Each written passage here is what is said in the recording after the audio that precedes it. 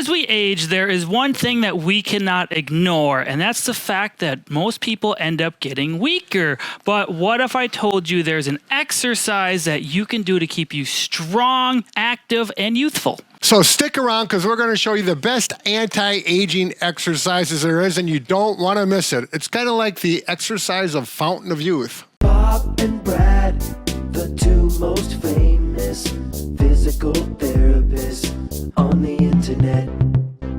I'm Brad. I'm Mike, and behind the scenes we have Bob, and together we are the most famous physical therapy team on the internet. Well, in our opinion, of course, Mike. And if you like this video, please subscribe afterwards if you have not already. But anyway, we're going to get to the best exercise to stay strong and fit as you age, but we want to go through other important exercises as well, so we're actually going to cover 5 different ones. That's right. The last one is going to be the big one that we talked about, but we do want to do some other ones that cover the legs, the back, the core, as well as the shoulders. Let's get to this, Mike. So the first one we're actually going to do is a squat. Now, as people age, maybe we're not as comfortable squatting down. Maybe we feel like we're going to fall down. So a safe way to do it is in a chair or a high-raised surface like a mat table, or I guess that'd be more like a recliner. So what we're going to do is do sit to stands. If you have plenty of strength and feel good, you don't have to use your arms. Sit down nice, slow, and controlled, and come up. We do not want to flop down into the chair. We want to have nice, good control. If you can't control on the way down without using your arms, certainly use your arms to help if you need them to get up and down. Just over time, try to progress to maybe using one arm into no arms eventually. Maybe try 5 reps the first time if you're weak or more tired. If it seems easy, you can do 10 reps for 2 to 3 sets. That's right. And for the advanced people and you don't need a chair, simply squat down as far as you feel comfortable. I like to have something to hold on to just for that in case you lose your balance, and it gives you more stability. All right, do 10, you said, right? I would work up to 10. Obviously, we've seen people that are a little weaker. Maybe 3 to 5 is all they can do because they really struggle to get up, and that's perfectly fine. The goal is to just progress over time. Right. Let's go to number 2. Number 2 lunges. is lunges. Now, these are a little more advanced compared to sit to stands or squats because you're working one leg a little more than the other and you're getting in a different stance. Now for beginners, maybe you hold on to something like a countertop, maybe the back of a couch, wall, whatever you have, and then you're just going to work on lunging down. For some people, just getting in this stance and a little partial lunge, maybe as far as they feel comfortable. Maybe they have some joint pain or they just feel like they're going to fall down. That's fine. If you feel comfortable going down to a normal lunge position like this and back up, certainly do that. You can do 5 to 10 repetitions, but make sure you switch legs and do it on the other side. Oftentimes, we see people kind of compensating for something, so they might bend way forward. We want to have a nice upright posture with this.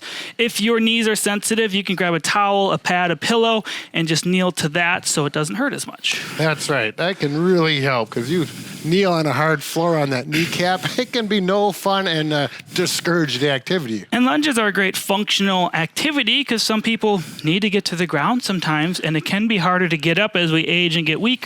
So this is pretty much how you get up off the ground. Right. It's much more aggressive, works the balance as well. Let's go to number 3, the old pointer dog for a strong back. Working that core, this is known to be one of the best exercises by Dr. who? Stuart McGill. Stuart McGill, yes. So the pointer dog will work balance as well as strength. So what you do is you get on all fours. If you can't get on your knees because they're painful, Brad can show a wall option. Not as much balance as it is involved with this. But the pointer dog, you lift the one arm up and the opposite leg. You don't need to go really high. You just kind of go level with your body. It's a little awkward to figure out initially. So maybe either film yourself with your phone camera, do it by a mirror, have someone just watch you do it. Oftentimes people will kind of get it wrong. And we're just going to go for 10 repetitions on each side.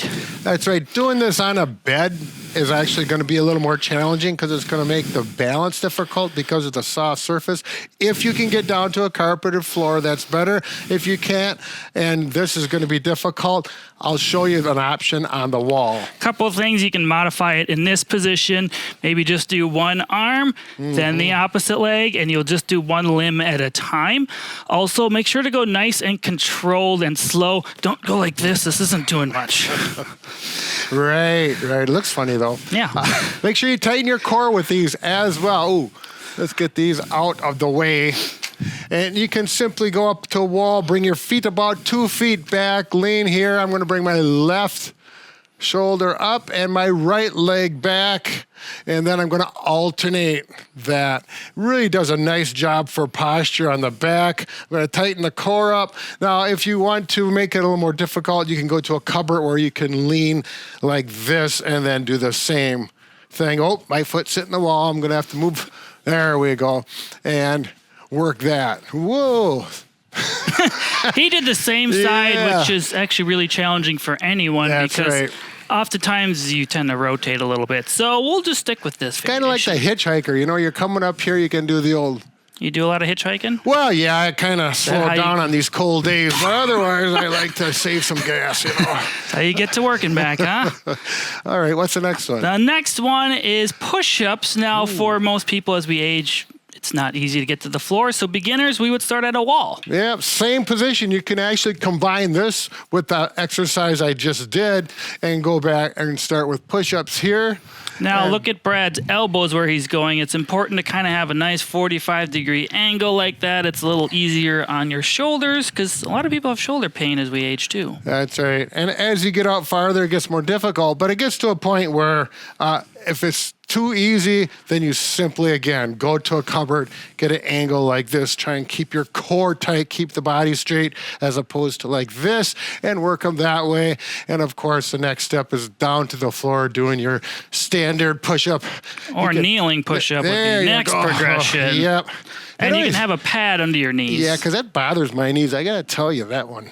All right. So very good. Push-ups, good upper body and core. I would mention, rep range for all these is dependent upon where you're starting from. So push-ups, you can do 5 to 10 wall push-ups easily, progress to the countertop, progress to the floor as all of them become easier. Typically, 20 to 30 repetitions total is best, but rest in between. There you go. And the big one. This is the one that we're looking at, the Fountain of Youth exercise. The big one, yeah. I'm going to move this because I need the mat table, and we're out of frame right now. So for this one, you can do it on the bed, but again, a bed is a little more cushioned. I realize some people can't get to the floor, so pick what you want. But we're actually going to try to strengthen the glutes, which can become very weak as we age due to sitting a lot, not proper walking mechanics. There's a whole range of reasons why, but get to the exercise. It's the glute bridge. So for beginners, what you do is you bring your knees bent like this, both feet on the floor. If you really struggle to lift your buttocks off the ground, put your hands down on the mat, make it a little easier, and you're going to lift your butt up towards the ceiling, hold it for a second or two, and then go back down, nice, slow, and controlled. We want to try to get a nice level pelvis region here like this. Right there, nice and straight. And then back down. We don't want to be doing that. First off, it looks inappropriate, but second, you're not doing much strengthening. It's a family show, Mike. Try to go for 10 repetitions. If this feels easy, don't use your hands. If this progression is easy, then you can try and add some resistance by just doing one leg. This is going to be a lot more challenging. Keep your other leg up in the air while you do it the whole time. You don't have to be way up here. Notice I'm just kind of level with my other leg, and you're going to do 10 reps on one side and 10 reps on the other. There's more advanced ways to do this too. You can try placing a band around both knees. You can also put some sort of weight on your pelvic region here and just have some resistance that way. But this is a good exercise. I think for most people, if you can do it with one leg straight out and the other one, you're doing quite well. You don't need to worry about glute strength, unless you're high-level track star or something of that nature. Maybe they are. Well, yeah, there will be What's those the people. oldest high-level track star?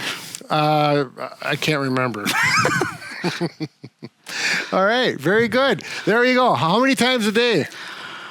I would pick this exercise, and I personally like doing stuff every other day, giving your body some time to relax, repair. When you exercise, you break down muscle. When you rest, you repair it. So I would do it every other day. So 3 times a week, maybe 4, because you always got that oddball day, Yes, you know? and you can do all 5 of these exercises. They're all functional and good for you. You can pick your favorite one, but I would like to mention, make sure to do the bridges. That's right. All right, we got another video that relates to this as well. Yes, if these seem hard and you can't do them all, there's another video called 10-minute seated exercises for seniors. So these are more just in a chair and they're a little less aggressive. But if you can't do these, that'd be a good video to watch. Yeah, I think that'd be a good one. Yeah, It's like we planned it. Very good. Enjoy the day and exercise well. And good luck hitchhiking.